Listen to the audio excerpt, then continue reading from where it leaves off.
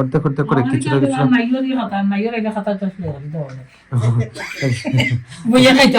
হ্যাঁ, এটা হচ্ছে পিসিমণি বলতেছে এটা নাকি নাইরে খাতা, নাইর আসলে খাতাটা সেলাই করে দিতে হয়।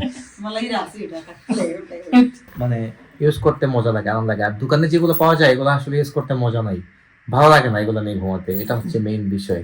এটার মধ্যে দেখুন টিয়া পাখি সেলাই করেছেন। তারপর হচ্ছে এটা কাক বোধ না, দুয়েল পাখি সেলাই, কাক কাক সেলাই হয়েছে। তারপর একটা বিড়াল যাওয়ার পর আপনাকে এই দেখেনি ও তাড়াতাড়ি দিয়ে রেখে লাগি, আমার তো কিছু কইছেন না। হঠাৎ করে এই ঠান্ডা লেগে গলা ব্যথা শুরু হয়ে গেছে। তো আমার ঠান্ডা লাগা মানে আন্টি তো আইতো না। ও সব আইতো না। ও কাজ আমাদের এখানে প্রায় কিন্তু আড্ডা হয়। Hello everyone, how are you all, welcome to my another video. কেমন আছেন সবাই? আই হোপ সবাই ভালো আছেন, আমি ভালো আছি। তো দিস ইজ সানডে। তো ছিলাম আমি দোকানে, এখন আসলাম। তো আজকে আবার দেখলাম ঠান্ডাটা একটু ভালোই পড়েছে মোটামুটি। আর এদিকে এসে দেখি মোটামুটি ঠান্ডা আছে।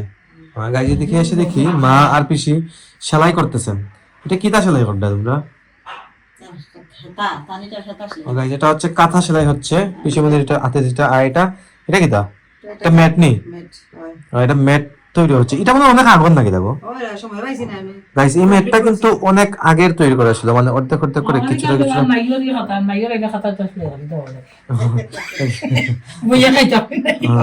এটা হচ্ছে পিসি মধ্যে বলতেছে এটা নাকি নাইরে খাতা, নাইর আসলে খাতাটা সেলাই করে দিতে হয়। মানে কি পিসি মধ্যে রাখছেন এটা সেলাই করার জন্য। যাই হোক, তো কাঁথা মাঝে মাঝে সেলাই হয়, তবে হাতে তৈরি কাঁথা তো, ঘরে তৈরি কাঁথাটা আসলে মানে ইউজ করতে মজা লাগে, আরাম লাগে। আর দোকানে যেগুলো পাওয়া যায় এগুলো আসলে ইউজ করতে মজা নাই, ভালো লাগে না এগুলো নিয়ে ঘুমাতে। এটা হচ্ছে মেইন বিষয়। দোকানে তৈরি তো আপনি জানেন দোকানের এটা কি বলবো। আর এদিকে মা তৈরি করতেছেন ম্যাট। তো ম্যাটটা সচরাচর এগুলোতে বসার লাগে নি মানে দেখছেন ষষ্ঠী কিতা। ও আচ্ছা আচ্ছা, এগুলো আশীর্বাদ দেওয়ার জন্য এটা তৈরি হচ্ছে। বুঝছি। এটা বস্তা লাগে না, এটা বস্তা মাঝে নেই।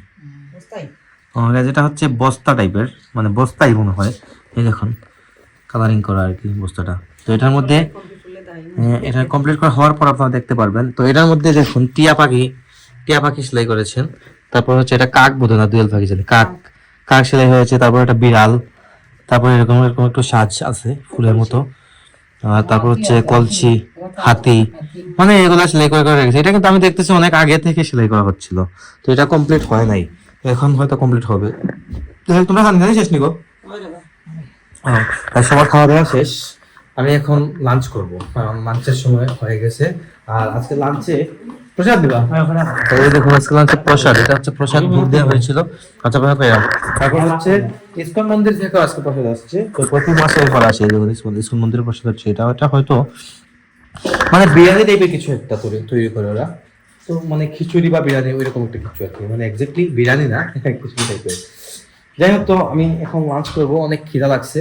সকালে আমি ব্রেকফাস্টও ঠিকঠাক মতো করে নেই, তাই খিদাটা একটু তাড়াতাড়ি লেগে যায়। আর আমি একটু তাড়াতাড়ি চলে আসছি বাসায় লাঞ্চ করতে। বাবা মানে হলে দোকানে আছেন, তো দোকান থেকে এসে বাবা পরে খাবেন আমি যাওয়ার পর।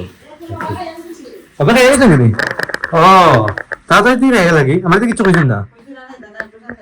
ও গাইস, বাবা নাকি খেয়ে চলে গেছে। আমি ভাবছি বাবা মনে হয় খান নাই। তো যাই ভালো হয়েছে, আমি ধীরে ধীরে খেয়ে যেতে পারবো, প্রবলেম না। তো গাইস আজকে হঠাৎ করে এই ঠান্ডা লেগে গলা ব্যথা শুরু হয়ে গেছে।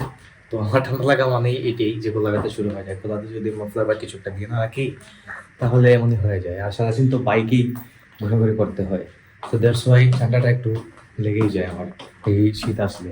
আর এদিকে কি দেখো মা কাপড় চোপড় গুলা ভাঁজ করতেছেন। তো এগুলো আমাদের ঘরে প্রায় ধোয়াধুয়ি হয়, রিবন ভাই সবগুলো ধুয়ে করে দেয়। তো ধুয়ে পর শুকিয়ে আনার পর ভাঁজ করে তো মাকেই রাখতে হয় আর কি। এই হচ্ছে অবস্থা। বাসায় আছি, মা আমি আর কিছু আছেন নিচে রেস্ট করতেছেন বোধ হয়।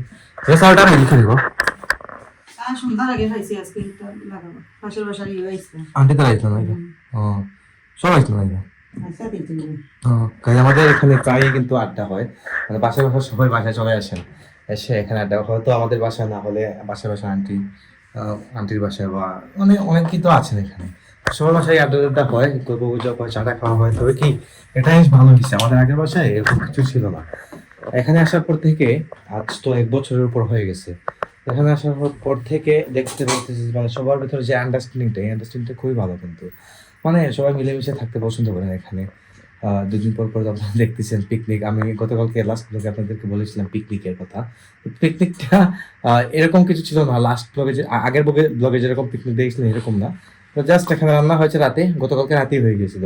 রান্না হয়েছে, সবাই খাওয়া দাওয়া করে নিয়েছে। যদি আমি খাই না, আমি খিচুড়ি টিচুড়ি এগুলো কিন্তু বেশি খাই না, আমার ভালো লাগে না এগুলা। এই হচ্ছে বিষয়। আর আজকে ব্লগটি বেশি না, বেশি বাড়াচ্ছে না, বেশি হয় না, শুটও দিতে পারি নাই, এখানেই এন্ড করে দিচ্ছি। আপনারা আমাকে ফলো করতে চাইলে আর ফেসবুক ইনস্টাগ্রামে ফলো করতে পারেন। আমার ফেসবুক ইনস্টাগ্রাম লিঙ্ক ডিসক্রিপশনে পেয়ে যাবেন। অ্যান্ড আই হোপ আজকে ভিডিওটি আপনাদের ভালো লেগেছে। ভিডিওটি ভালো লাগলে অবশ্যই লাইক করবেন, কমেন্ট করবেন, শেয়ার করবেন এবং চ্যানেলে নতুন হয়ে থাকলে সাবস্ক্রাইব করে আমাকে সাপোর্ট করবেন। তো দেখা হচ্ছে নেক্সট ভিডিওতে।